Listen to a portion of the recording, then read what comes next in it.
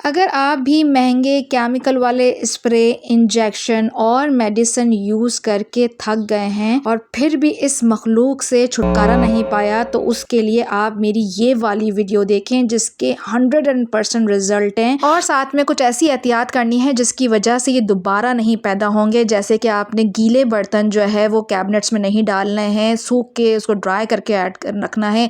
घर में कचरा नहीं रखना। अक्सर जो है बेसन के पास, सिंक के पास जो है वो कचरे की शॉपर रखी होती है और रात को या दूसरे दिन फेंकते हैं, तो काइंडली उसी वक्त या जब आपका काम खत्म हो जाए तो आप उसको कचरे को फौरन ही घर से निकाल दें। और ख़ास तौर पे जो ये स्पंज की बीमारी आप लोगों की अक्सर घरों में देखी जाती है कि एक एक महीने तक वो गंदे स्पंज से बर्तन धुले जाते हैं, तो इसको आपने हफ्ते में नहीं तो 10 दिन में इसको एक्सचेंज करना है। और कैबिनेट्स के अंदर आप कोई भी अखबार और वो जो खाकी पेपर होते हैं ना, ब्राउन पेपर, वो नहीं बिछाना है क्योंकि वो भी वजूहात होती है। और ख़ास तौर पे जब हम रोटी बेलते हैं, आटा गूंथते वक्त जो हमारा आटा गिर जाता है, खुश्क आटा जो गिर जाता है और उसको हम उस वक्त साफ़ नहीं कर पाते हैं या गीला ही स्पंज से साफ़ कर देते हैं, तो आपने फ़ौरन ही आटा गूंथते वक्त, रोटी पकाते वक्त फ़ौरन ही सफाई करनी है। और अगर आपके पास अभी बोरिक पाउडर नहीं है तो किचन की चीज़ों से एक ऐसा पावरफुल स्प्रे बताऊंगी जिससे छिपकली, मच्छर, चींटियाँ, मक्खियाँ और सबसे इम्पॉर्टेंट जो ये वाली मखलूक है, कॉकरोच, इससे घर से दूर भागेंगे और ये दोबारा नहीं होंगे। और मैं आपको बताऊंगी कि आपने किन किन जगहों पे इसका स्प्रे करना है और किस वक्त करना है ताकि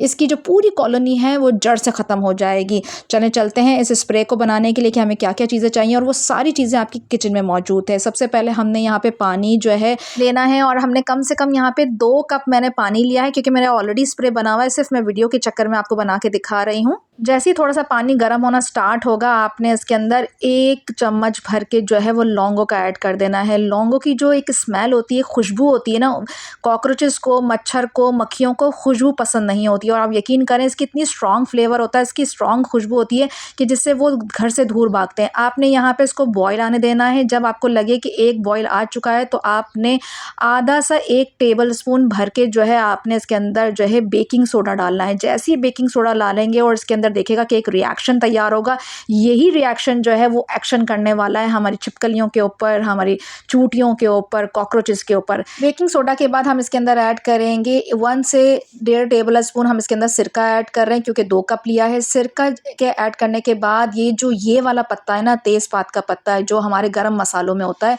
ये इसका स्ट्रॉन्ग फ्लेवर होता है। इसकी एक ऐसी स्मेल होती है जो ये मक्खी जो होते हैं, ये मच्छर होते हैं और इसकी धुनी भी दी जाती है, ये मक्खी, मच्छर, कॉकरोचेस, छिपकली, इनको बर्दाश्त नहीं होती है।